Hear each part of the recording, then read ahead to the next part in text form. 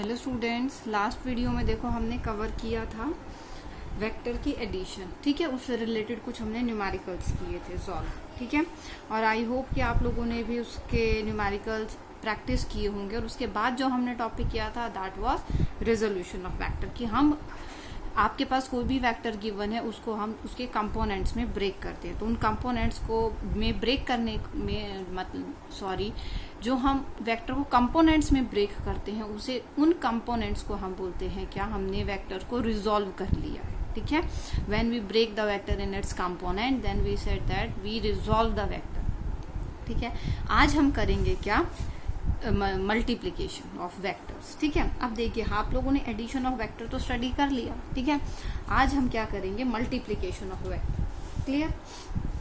तो अब देखिए अगर आप किसी भी वेक्टर को हम मल्टीप्लाई करते हैं, ठीक है, वेक्टर की आज हम करेंगे क्या, मल्टीप्लीकेशन।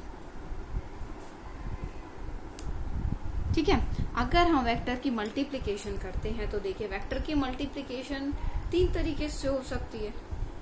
ठीक है, क्योंकि हमारे पास देखो दो तरह की क्वांटिटीज होती है। एक तो आपके पास स्केलर क्वांटिटी होती है और दूसरी आपके पास वेक्टर क्वांटिटी होती है। तो इन दोनों के कॉम्बिनेशन से हमारे पास 3 तरीके के कॉम्बिनेशन बन सकते हैं जिसको हम प्रोडक्ट में प्रोडक्ट कर सकते हैं। ठीक है, अब 3 तरीके के कॉम्बिनेशंस कैसे हैं वो समझना। ठीक है, एक तो आपके पास वेक्टर है सिंपल, उसको हम एक स्केलर क्वांटिटी से मल्टीप्लाई करते हैं। अब देखिए हम वेक्टर मल्टीप्लिकेशन करनी है तो हमारे पास एक तो टर्म वेक्टर की होनी ही चाहिए अगर हमें वेक्टर मल्टीप्लिकेशन करनी है। तो अब देखिए अगर आपके पास कोई भी एक वेक्टर क्वांटिटी है उसको अगर आप किसी स्केलर से मल्टीप्लाई करते हैं, एक तो ये कॉम्बिनेशन बन सकता है आपके पास। एक कॉम्बिनेशन बनता है अगर आप वेक्टर को ही वेक्टर से मल्टीप्लाई करते हैं। ठीक है, आपके पास 2 तरीके के कॉम्बिनेशन बनते हैं। अब स्केलर मल्टीप्लिकेशन में देखिए क्या हो सकता है आपका। स्केलर मल्टीप्लिकेशन में होगा आपके पास कोई भी एक वेक्टर है। ठीक है, अब वेक्टर आप लोगों ने अच्छे से स्टडी किया, इंट्रोडक्शन जो हमने इससे पहले अगर वीडियोस देखे हैं तो आपको क्लियर हो गया होगा कि वेक्टर्स को हम रिप्रेजेंट करा सकते हैं आई कैप प्लस जे कैप प्लस के कैप। इस तरीके से हम वेक्टर को रिप्रेजेंट करा सकते हैं। आई जे के जो है हमारे क्या है, ये डायरेक्शन हमें बताते हैं। ठीक है, ये और तीनों हमारे क्या है, परपेंडिकुलर होते हैं, क्योंकि आपको पता है कि एक एक्स एक्सिस, वाई एक्सिस और जेड एक्सिस को रिप्रेजेंट करा रहा है। तो अब अगर ये एक्सिस को रिप्रेजेंट करा रहे हैं तो हमारे पास क्या है, तीनों एक्सिस परपेंडिकुलर होते हैं। That means I cap, J cap और के कैप ये तीनों भी आपस में परपेंडिकुलर होंगे। ठीक है, तो अब अगर आपके पास सपोज ये कोई भी वेक्टर गिवन है, ठीक है, और अगर आपने इस वेक्टर को एक स्केलर वैल्यू से मल्टीप्लाई करा, अब स्केलर वैल्यू क्या हो सकती है, आपका कोई भी नंबर हो सकता है, आपका 2, 3, 4, 5, 7, 12, 15, 100, 2000, any number it can be. ठीक है, तो आप क्या करेंगे, उस स्केलर वैल्यू से हम क्या करते हैं, हम इसको मल्टीप्लाई करा देते हैं। तो ये हमारा क्या है, फर्स्ट कॉम्बिनेशन हो जाएगा जिसमें हम एक स्केलर वैल्यू से अपने वेक्टर को मल्टीप्लाई करेंगे। तो इस कॉम्बिनेशन में हम क्या करते हैं, सिंपली हम मल्टीप्लाई करा देते हैं। ठीक है, तो हमारे पास क्या हो जाएगा, 12 आई कैप प्लस 4 जे कैप और प्लस 8 के कैप। हमने क्या किया, सिंपली अपने वेक्टर को मल्टीप्लाई करा दिया। ठीक है, तो इसमें तो कोई प्रॉब्लम होगी नहीं, ये तो इजीएस्ट पार्ट है कि हमने किसी भी वेक्टर को स्केलर से मल्टीप्लाई करा दिया। ठीक है, उसके बाद आता है आप अगर 2 वेक्टर को आपस में मल्टीप्लाई करते हैं। ठीक है, अब जब आप 2 वेक्टर को आपस में मल्टीप्लाई करते हैं तो आपके पास क्या है, 2 पॉसिबल केसेस बनते हैं। ठीक है, एक पॉसिबल केस क्या बनेगा, जब आप 2 वेक्टर को मल्टीप्लाई करा रहे हैं तो आपका आंसर जो आएगा उस पर डिपेंड करेगा। एक तो आपका आंसर क्या है, स्केलर आ सकता है, दूसरा आपका आंसर जो है वो वेक्टर ही आ सकता है। ठीक है, तो आपके पास देखिए वेक्टर से आपके पास 2 पॉसिबल कॉम्बिनेशन आंसर आ रहे हैं। कॉम्बिनेशन नहीं कह सकते क्योंकि हम वेक्टर को ही मल्टीप्लाई करा रहे हैं 2 वेक्टर से, पर आंसर पर डिपेंड कर रहा है। ठीक है, आपके पास या तो आंसर स्केलर आ सकता है या आपका आंसर जो है वो वेक्टर की फॉर्म में आ सकता है। ठीक है, तो जो आज हम स्टडी करेंगे उसमें हम क्या स्टडी करेंगे, जो आपका आंसर स्केलर आ रहा है। ठीक है, जो आपका आंसर स्केलर आ रहा है आज हम उसके बारे में स्टडी करेंगे। ठीक है, तो इसको हम बोलते हैं जब हमारी वेक्टर की मल्टीप्लिकेशन होती है और जो हमारा आंसर जो है, ठीक है, आंसर अगर हमारा स्केलर आता है, आंसर हमारा स्केलर आएगा, तो इसको हम बोलते हैं क्या, स्केलर प्रोडक्ट। अगर हमारा आंसर स्केलर आता है तो हम इसे बोलते हैं क्या, स्केलर प्रोडक्ट। ठीक है, और जब हमारा आंसर वेक्टर आएगा तो हम इसे क्या बोलेंगे, वेक्टर प्रोडक्ट। और अभी आप दूसरा नाम भी जानेंगे आज, लेकिन हम सिर्फ स्केलर के बारे में स्टडी करते हैं। ठीक है, हम उसे बोलते हैं स्केलर प्रोडक्ट, और दूसरा नाम हम इसको बोलते हैं डॉट प्रोडक्ट। ठीक है, क्या बोलते हैं हम इसको, नाम देते हैं स्केलर प्रोडक्ट, क्योंकि हमारा आउटपुट जो है या जो आंसर है हमारा वो स्केलर फॉर्म में आ रहा है। और दूसरा नाम हम इसका देते हैं क्या, डॉट प्रोडक्ट। ठीक है, आप देखिए डॉट प्रोडक्ट हम इसको क्यों बोलते हैं, क्योंकि हम इसको रिप्रेजेंट कराते हैं। ठीक है, सपोज आपके पास दो वेक्टर हैं, वेक्टर ए है और वेक्टर बी है। अगर आपको बोला जाए कि इसका डॉट प्रोडक्ट लेना है तो we represent it like this, A vector A dot vector B. ठीक है, तो ये इसलिए हम इसको क्या बोलते हैं, डॉट प्रोडक्ट, क्योंकि हमारा जो डॉट है वो इसका वेक्टर इनटू वेक्टर, जिससे मेरा स्केलर प्रोडक्ट मिलेगा, उसकी रिप्रेजेंटेशन है। तो इसलिए हम क्या बोलते हैं, इसको डॉट प्रोडक्ट बोलते हैं। तो जब हम दो वेक्टर्स का डॉट प्रोडक्ट लेते हैं तो हमारा आंसर क्या आता है, magnitude of A into magnitude of B, और इन दोनों वेक्टर्स के बीच में जो एंगल है उसका कोसाइन लेंगे। ठीक है, क्या, cosine of that angle which is formed between two vectors, जिनका हम प्रोडक्ट ले रहे हैं। ठीक है, जिनका हम कौन सा प्रोडक्ट ले रहे हैं, डॉट प्रोडक्ट ले रहे हैं या स्केलर प्रोडक्ट ले रहे हैं। ठीक है, तो उसको हम क्या बोलते हैं, कैसे रिप्रेजेंट कराते हैं हम, ए डॉट बी। ठीक है, इस that is why it is also known as dot product. अब देखिए ये चीज आपको याद रखनी है। ठीक है, कि ए डॉट बी में हम क्या करते हैं, कोसाइन लेते हैं कि इसका जो एंगल वेक्टर ए और वेक्टर बी के बीच में बन रहा। ठीक है, तो ये चीज आपको याद रखनी है। दूसरी चीज क्या पता होनी चाहिए, अगर हम इसको रिप्रेजेंट कराते हैं, ठीक है, अगर हम इसको रिप्रेजेंट कराते हैं तो हमारे पास कैसे रिप्रेजेंटेशन होगी, आपके पास जो वेक्टर्स हैं वो दोनों टेल टू टेल कनेक्ट होने चाहिए, वेक्टर ए और वेक्टर बी। ठीक है, वेक्टर ए और वेक्टर बी। ठीक है, दूसरी बात, अगर आपके पास वेक्टर ए और वेक्टर बी हैं तो आप उसको कैसे भी नहीं लिख सकते। ठीक है, आपको एंगल देखना है। अब आपको बोला है ना ए डॉट बी, तो आपको एंगल देखना है। सबसे पहली बात तो देखिए यहाँ पे मैंने इसको जानबूझकर ऐसा बनाया है, देखिए क्यों बनाया है, अभी मैं जो चीज एक्सप्लेन करूंगी उससे आपको क्लियर हो जाएगा। ठीक है, इनके बीच में एंगल थीटा है, फाइन। तो अब देखिए इनके बीच में एंगल थीटा है, तो आपके पास सबसे पहला जो आपको चीज ध्यान रखनी है, आपको देखना है एंगल। वो एंगल आप कहाँ से देखेंगे, anti clockwise, anti clockwise direction में आप देखेंगे। ठीक है, तो आपने देखिए वेक्टर ए से वेक्टर बी तक हमें जाना है, तो वेक्टर ए यहाँ होना चाहिए और वेक्टर बी यहाँ होना चाहिए। हम इस तरीके से देखेंगे, ये आप नोटिस कर लीजिए। ठीक है, अगर अब यहाँ पर मैं बोलती हूँ वेक्टर ए से वेक्टर बी, तो अब आप एंगल जो है वो ये वाला आएगा एंगल, वेक्टर ए से लेके वेक्टर बी तक, मतलब 360 माइनस थीटा हमारे पास ये एंगल बनेगा। ठीक है, तो उससे देखिए रिप्रेजेंटेशन मैटर करती है, कंसेप्ट मैटर करता है। ठीक है, आंसर से फर्क नहीं पड़ता, आंसर तो दोनों में सेम ही आ जाएगा आपके पास, क्योंकि आप जब 360 माइनस थीटा करेंगे तो कॉस जो आपके पास है, ट्रिग्नोमेट्री आपने स्टडी की है, तो कॉस आपके पास देखिए यहाँ 90, 180, 270, 360, यहाँ थर्ड क्वाड्रेंट में आपका 360 लाई करेगा, और 360 वाले मतलब सॉरी फोर्थ क्वाड्रेंट में आपका क्या है, एंगल 360 वाला रीजन लाई करेगा, ये वाला आता है। तो अब देखिए 360 माइनस थीटा है तो फोर्थ क्वाड्रेंट, और 360 माइनस थीटा फोर्थ क्वाड्रेंट में आपका क्या है, कॉस होता है।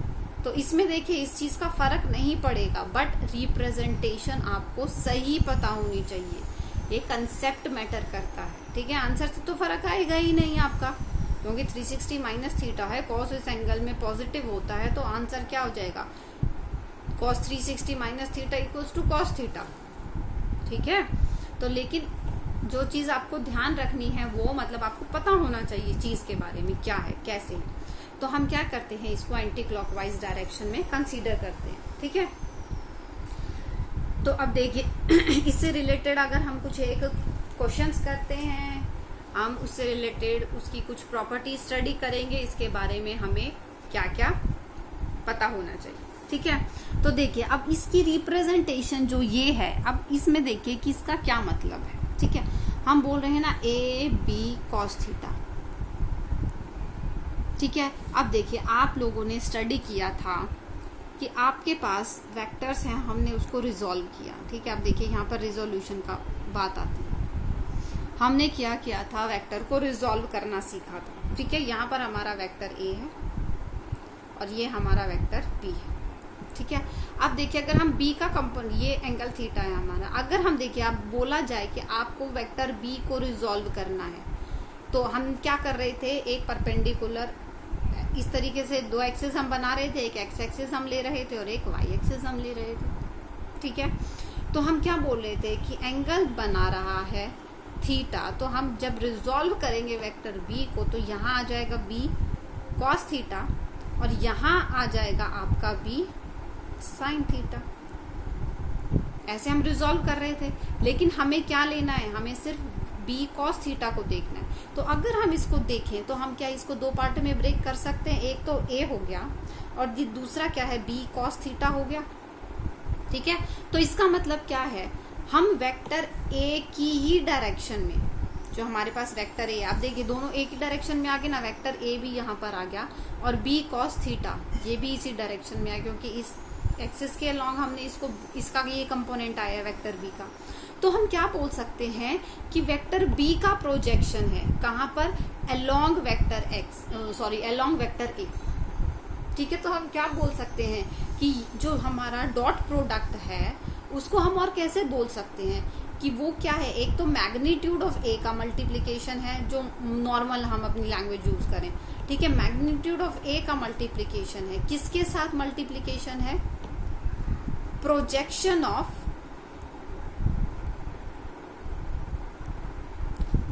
Vector B, projection of vector B along the direction of A, along direction of A। ठीक है, वेक्टर ए की डायरेक्शन में हमारा वेक्टर बी का जो प्रोजेक्शन है, ठीक है, उसको हम क्या बोल सकते हैं, और इसको हम क्या है इस तरीके से डिफाइन कर सकते हैं। और हम इसको क्या लिख सकते हैं, हम इसको ये भी तो लिख सकते हैं बी ए कॉस थीटा, हम इसको ऐसे भी लिख सकते हैं। अगर हम इसको ऐसे लिखेंगे तो हमारा देखिए कैसा होगा, हमारे पास ये वेक्टर है, ये ए है और ये बी है, तो हमें क्या करना है, इस एक्सिस को लेना है और इस एक्सिस से हमें यहाँ परपेंडिकुलर ड्रॉ करना है, यहाँ परपेंडिकुलर ड्रॉ। ठीक है, तो हमारे पास क्या है, ये एंगल बनेगा थीटा, तो हमारे पास यहाँ पर क्या आ जाएगा, थीटा के साथ अगर हम इसको देखें तो देखो, इसको अगर हम रोटेट करें तो हमारे पास क्या है, ये इस तरीके से एक्सिस बन गई हमारी, ये हमारी एक्सिस आ गई। तो इसके अलोंग हमारा क्या आ जाएगा, ए कॉस थीटा और इसके परपेंडिकुलर आ जाएगा क्या, ए साइन थीटा। ठीक है, तो इस तरीके से आप इसको समझिए, आपका दोनों में से किसी का भी आप प्रोजेक्शन ले सकते हैं। तो इसमें अगर हम लिखें तो क्या लिखेंगे, मैग्नीट्यूड ऑफ बी है और दूसरा क्या है, प्रोजेक्शन ऑफ ए, लेकिन कहाँ पर है projection of A, along the direction of B. ठीक है, तो ये क्या है, आपको आई होप कि और ज्यादा क्लियर हो गया होगा कि इसका क्या मतलब है। ठीक है, उसके बाद देखिए आपके पास काफी क्वांटिटीज हैं ऐसी जो कि आपका डे टू डे लाइफ में, आप मतलब डे टू डे लाइफ भी बोल सकते हैं, या आपने इससे पहले स्टडी की है कि दो वेक्टर क्वांटिटीज हैं और जिनका प्रोडक्ट जो है वो स्केलर आता है। ठीक है, तो सबसे पहली जो आपने स्टडी की है वो आपने स्टडी किया है क्या, वर्क। वर्क क्या होता है आपका, वर्क इक्वल्स टू व्हाट, जो भी आप वर्क है उसको कैसे डिफाइन करते हैं कि आपके पास जो फोर्स है, ठीक है, उसको हम मल्टीप्लाई कर रहे थे किससे, आपके डिस्प्लेसमेंट्स, या पढ़ते आए हमेशा force into displacement is your work. ठीक है, अब देखिए, अब एग्जैक्टली आप समझिए कि ये क्या चीज अब तक होती आई थी। ठीक है, आप क्या कर रहे थे, फोर्स और डिस्प्लेसमेंट का डॉट प्रोडक्ट ले रहे थे, क्योंकि देखिए फोर्स क्या है, वर्क क्या है, आपकी स्केलर क्वांटिटी है, कोई डायरेक्शन नहीं होता वर्क, लेकिन फोर्स क्या है, ये आपकी वेक्टर क्वांटिटी है, डिस्प्लेसमेंट क्या है, आपकी वेक्टर क्वांटिटी है। तो अब दो वेक्टर क्वांटिटी को मल्टीप्लाई करके अगर आपको स्केलर क्वांटिटी मिल रही है तो इसका मतलब किस टाइप का ये प्रोडक्ट है आपका, स्केलर प्रोडक्ट। किस टाइप का प्रोडक्ट है, स्केलर। तो इसका मतलब आप क्या कर रहे हैं, फोर्स और डिस्प्लेसमेंट का डॉट प्रोडक्ट निकाल रहे हैं। क्या कर रहे हैं, फोर्स और डिस्प्लेसमेंट का डॉट प्रोडक्ट निकाल रहे हैं। ठीक है। और देखिए इसके और एग्जांपल क्या हुए हैं आपका, जो आपने स्टडी किया हुआ है, इंस्टेंटेनियस पावर। ठीक है, इंस्टेंटेनियस पावर या पावर, नॉर्मल पावर। ठीक है, तो पावर क्या होती है, पावर इक्वल्स टू फोर्स, और जो प्रोडक्ट है किसके साथ है आपका, वेलोसिटी के साथ है। तो आप देखिए फोर्स भी आपका क्या है, वेक्टर क्वांटिटी है, वेलोसिटी भी आपकी वेक्टर क्वांटिटी है, बट आउटपुट पावर क्या है, ये आपकी स्केलर क्वांटिटी है। तो इसका मतलब आप क्या कर रहे हैं, फोर्स और वेलोसिटी का डॉट प्रोडक्ट कर रहे हैं। क्या कर रहे हैं, फोर्स और वेलोसिटी का डॉट प्रोडक्ट कर रहे हैं। तो इसका मतलब क्या है, फोर्स का मैग्नीट्यूड इनटू वेलोसिटी का मैग्नीट्यूड, और जो इन दोनों के बीच में एंगल बन रहा है उसका कोसाइन हम ले रहे हैं। ठीक है, तो ये क्या है, आपके एग्जाम्पल्स हैं कुछ जो कि आपके स्केलर प्रोडक्ट के हैं। तो पहला क्या है आपका वर्क, दूसरा है आपका पावर। ठीक है, उसके बाद देखिए हम पढ़ते हैं क्या, प्रॉपर्टीज। किसकी प्रॉपर्टीज हम स्टडी करेंगे, स्केलर प्रोडक्ट की प्रॉपर्टीज हम स्टडी करेंगे।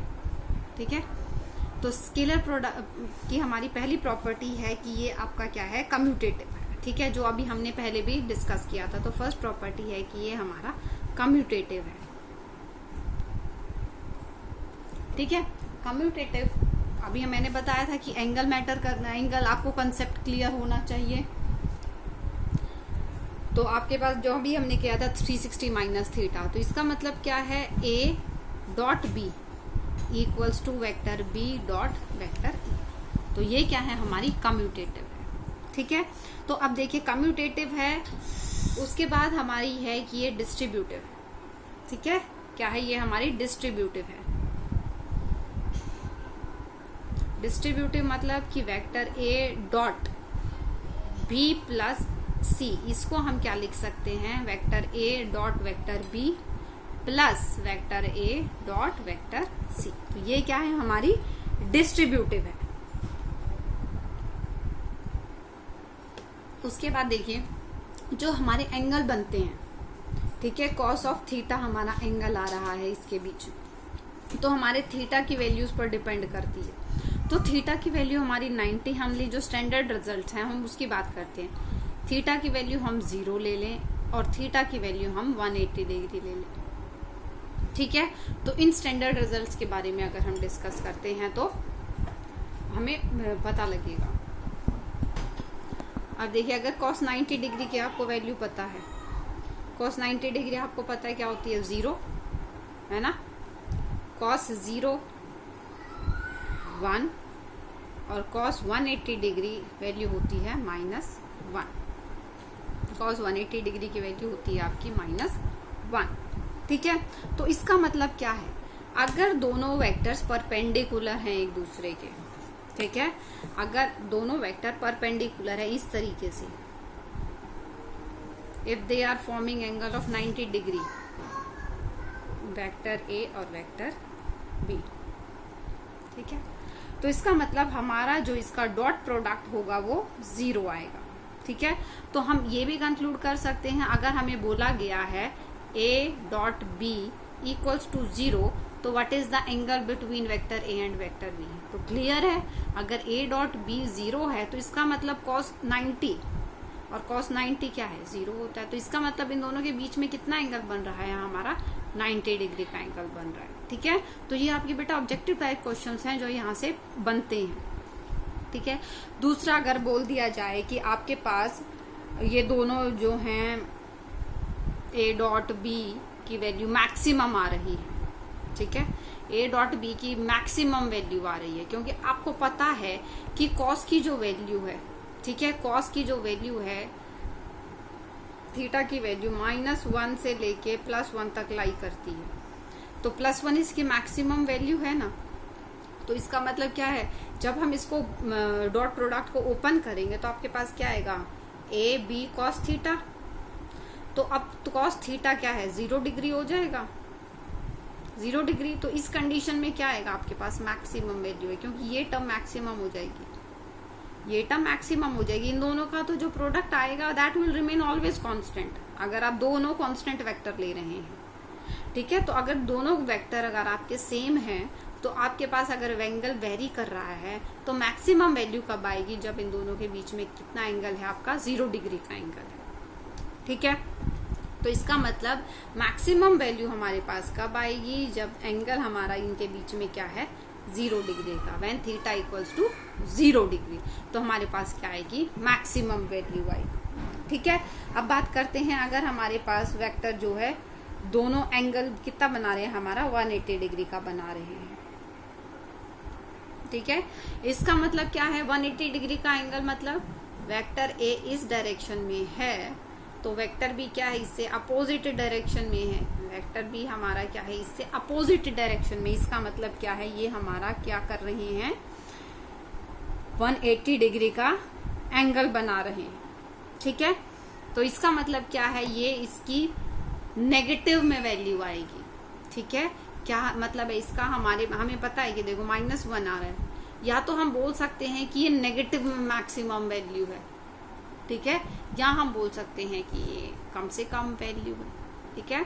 तो ये हमारे पास क्या है, जैसे हमारा ये कर्व अगर इस तरीके से आता है ना, तो हमारे पास क्या है, ये मैक्सिमम में नेगेटिव, सॉरी हाँ मैक्सिमम में नेगेटिव वैल्यू है, ठीक है, नेगेटिव में मैक्सिमम वैल्यू है, again sorry for this, negative में मैक्सिमम वैल्यू है, और ये हमारी क्या है, ये पॉजिटिव में मैक्सिमम वैल्यू है। तो पॉजिटिव में मैक्सिमम वैल्यू कहाँ पर आई थी हमारी, 0 पर आ रही थी, ठीक है। क्योंकि ये मैंने साइन का ग्राफ बना दिया इसलिए ये वेरीफाई नहीं कर रहा है, let me draw the graph of cosine. Cosine का यहाँ पर इस तरीके से ग्राफ बनता है ना, इस तरीके से ग्राफ आता है कि 0 पर हमारी मैक्सिमम वैल्यू आती है, तो यहाँ से इस तरीके से, ठीक है, हो गया ये कोसाइन का, ठीक है।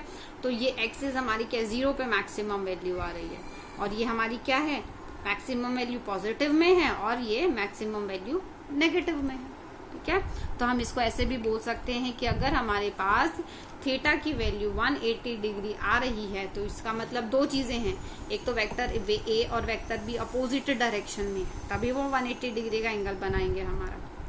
दूसरा हम ये बोल सकते हैं कि नेगेटिव में मैक्सिमम वैल्यू आएगी अगर इन दोनों के बीच में 180 डिग्री का एंगल बन रहा है, ठीक है।